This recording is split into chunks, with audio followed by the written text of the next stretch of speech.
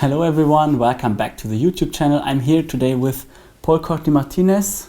Yes, that's right. Richtig ausgesprochen? Genau. And he is a young pianist, only 17 years old. You will turn 18 on Monday. We are here actually at the workshop in Berlin. Yes. We just did workshop from the masterclass. And yeah, for those who don't know you yet, please introduce yourself. Who are you and what exactly do you do? My name is Paul Courtney Martinez, as Aaron already said. I'm 17 years old and I live in Salzburg in Austria. So in Salzburg there is a huge music scene, and therefore I started to play the trumpet at the age of 7 and the piano at the age of 10. And well, music is a passion of mine, so I'm considering to study it further. I mean, you don't wake up one morning and say, I want to learn the trumpet when you're 7. Like, how did that happen? Do your parents play, or did they choose it for you, or how did you come to make such an important decision for your life to actually learn music? Yeah, so the funny thing is that my parents don't play an instrument, so they never played one. But my father really likes to listen to music and everything that music has to offer.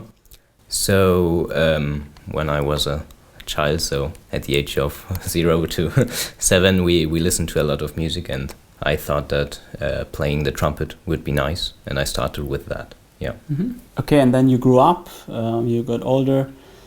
How do you end up in a Musikgymnasium, and how do you aspire to become a professional musician? How did that transition happen for you? Did you just realize one day, okay, I'm a genius, I want to do it? Or like, I mean, did people tell you you're a genius, you have to do this? Or was it just, I enjoyed doing this so much? I mean, how did you come to that point where you say, okay, actually, I want to pursue this, I want to study music? So for me, there were a few factors. So first of all, my piano teacher at school, she was really adamant that I have to do it, and when I proposed something that I liked that wasn't music, then she said, no, that's bad and whatever. So yeah, but no, I think so around the COVID time, I started to simply practice more because I had more time at home. And yeah, then it really grew to be a passion, and I wanted to practice more, to achieve more, and yeah. So actually you would say that the lockdown had some, at least, benefits in that way, that you are now a passionate musician. I had the same. I practiced much more during that time. I learned the Liszt Sonata and recorded Bach Prelude and Fugues, but yeah, so this was this. Okay, now you are there and you're preparing for an entrance exam, and we all know that the level is super high everywhere. How do you deal with this kind of pressure, and how do you practice on a daily basis? Yeah, so how to deal with pressure, that's a very interesting question and a very important one. I try to not think about it too much, because what I want to express with the music I play is something for me and for the listeners. It's not really to enter into a certain institution, so that's not the goal I want to reach by playing music, but it is a necessary step. So to achieve that goal, to inspire listeners with the music I play, so with that I practice every day, and I think to myself that doing this, so practicing technique and all that has to be done, is the way to go to achieve what I want. So could one say, maybe you see that obstacle, you have exam or competition, to look over that obstacle, it's better to have an even greater goal, which is to inspire people. And then this other problem is like small compared to, because even if you miss that chance, you have other chances to inspire people. Could we say that something like that? Is that a solution for you mentally? Yes, I definitely say so. So for me, the goal isn't to, for example, be the best piano player at an university, because that's not what or who I want to be and what I want to do. I just want to try to interpret the music in a way that I think could be right and to see what other people think about that. Okay, great. And yeah, I mean, we don't need to hide that. You have won prizes in international competitions. Just recently in Spain, Yep. in Barcelona, in a competition, you got the 3rd prize. And also in Austria, at the national competition, youth competition, you won the 1st prize with the highest points.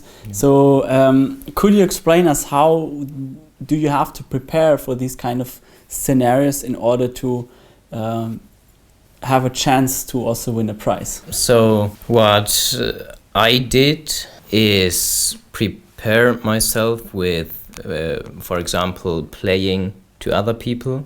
So playing little recitals here and there, so wherever I could. And I guess the most important part was really the preparation and the organization of the preparation, which I did with you. So you structured it a bit, and that was really simple then for me to follow that plan. So I think that was the key.